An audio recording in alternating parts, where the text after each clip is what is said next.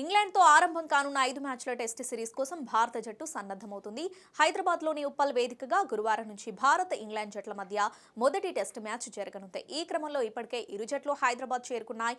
Match కోసం తీవ్రంగా practice చేస్తున్నాయి. కాగా ఇంగ్లాండ్తో టెస్ట్ సిరీస్లో కేఎల్ రాహుల్ను వికెట్ కీపర్ బాధ్యతల నుంచి తప్పిస్తున్నట్లు team India head coach Rahul Dravid చెప్పారు.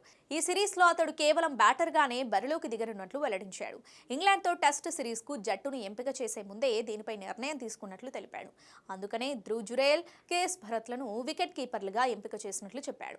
దక్షిణాఫ్రికా పర్యటనలో కేఎల్ రాహుల్ చాలా మంచి ప్రదర్శన చేశాడని ద్రవిడ్ కొనియాడాడు. టెస్ట్ సిరీస్ను డ్రా చేసుకోవడంలో కీలక పాత్ర పోషించాడని గుర్తు చేసుకున్నాడు. అయితే స్వదేశంలోని పరిస్థితులు 5 టెస్ట్ మ్యాచ్ల నేపథ్యంలో అతన్ని కేవలం బ్యాటర్గానే ఇంగ్లాండ్తో సిరీస్లో ఆడించాలనే నిర్ణయం తీసుకున్నట్లు ద్రవిడ్ వివరించాడు.